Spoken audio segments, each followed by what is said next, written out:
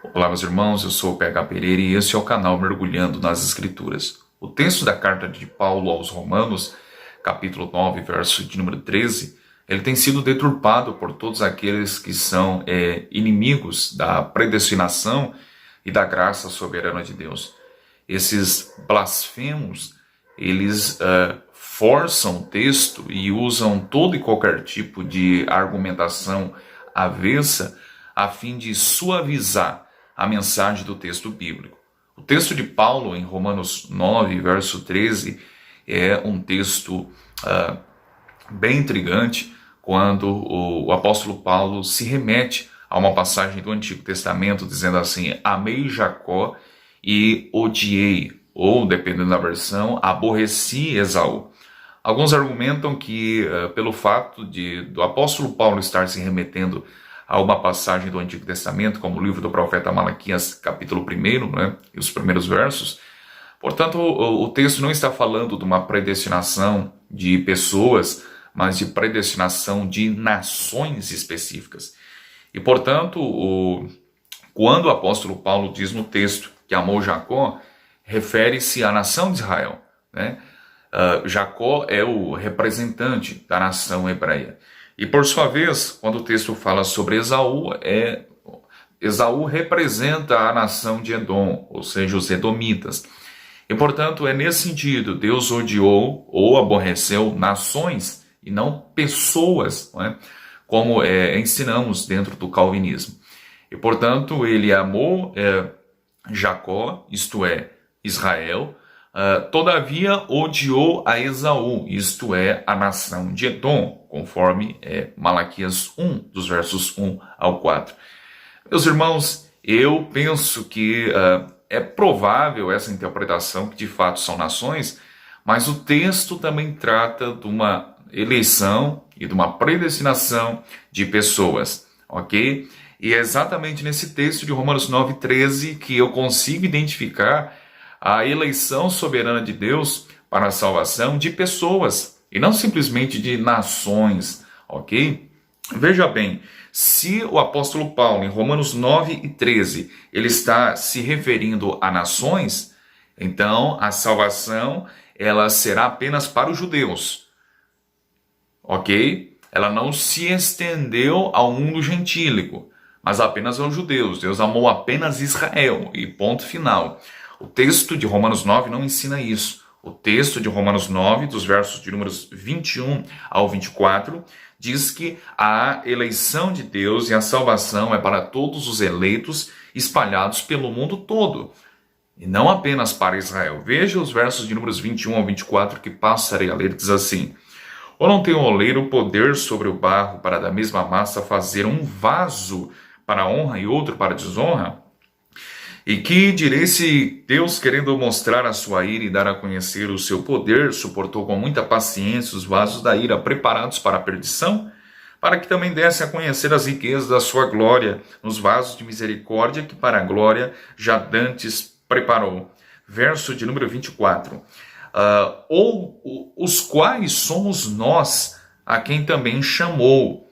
Ou seja, os judeus, né? E Paulo continua, prossegue, não só dentre os judeus, mas também dentre os gentios.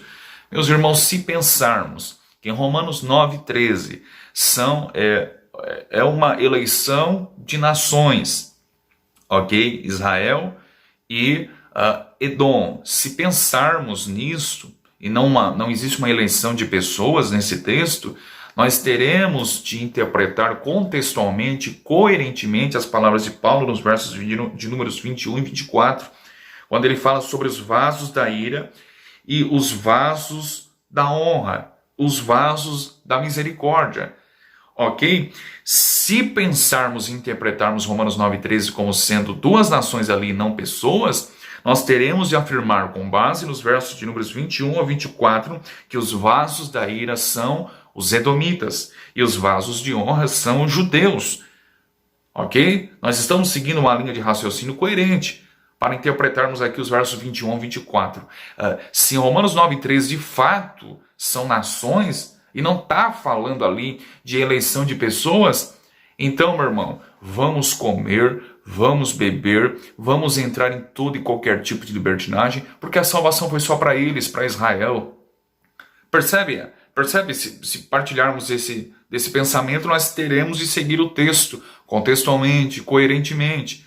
Logo, Deus amou apenas Israel e apenas vai salvá-los. A eleição foi só para a nação deles, não para a nação gentílica. Percebe? Os vasos da ira aqui seriam os edomitas, e os edomitas representam exatamente o mundo gentílico. Por sua vez, os vasos de honra, os vasos de misericórdia, teriam de representar a nação de Israel, ok? Que seriam os próprios judeus. Portanto, meus irmãos, o texto não refere-se a nações como judeus, como a nação de Israel e a nação de Edom, os edomitas. Há sim uma eleição soberana na questão de pessoas específicas que foram eleitas, que foram predestinadas para a salvação. Porque se assim não for, nós teremos de incorrer no erro de pensar que Deus apenas amou Israel e apenas Israel será salvo. Eu acho interessante um comentário de Charles Haddon Spurgeon, e eu gostaria de lê-lo para os senhores, porque pode elucidar, ok? O comentário de Spurgeon sobre esse texto diz assim: seria uma mudança miserável sobre a terra concluir que Deus não tivesse escolhido pessoas e sim nações. Se ele não fosse escolher uma pessoa, seria muito mais injusto escolher uma nação, pois as nações são apenas a união de multidões de pessoas. E escolher uma nação pareceria um crime mais gigantesco se a eleição fosse um crime do que escolher uma única pessoa. Com certeza, escolher 10 mil seria considerado pior do que escolher um. Destacar uma nação dentre o restante da humanidade parece ser um exagero maior nos atos da soberania divina do que a eleição de um pobre mortal que deixasse de fora outro. Portanto, meus irmãos, é muito mais injusto nós adotarmos a posição de que ali o texto refere-se à eleição de nações, não é? Parafraseando o que Spurgeon falou, se é injustiça Deus odiar, não é? Aborrecer Esaú e amar apenas Jacó, se é injustiça isso, muito mais seria injustiça ele odiar uma nação de edomitas inteiras e amar apenas uma nação de israelitas inteiras, não é? Então seria muito mais injustiça se pensarmos assim. Ok, meus irmãos? É melhor ficarmos com o texto, né? Aliás, os versos anteriores, o verso 13, já explica claramente que não está falando de nações, mas sim de pessoas, de seres humanos, né? Que o texto e o próprio contexto nos apresenta.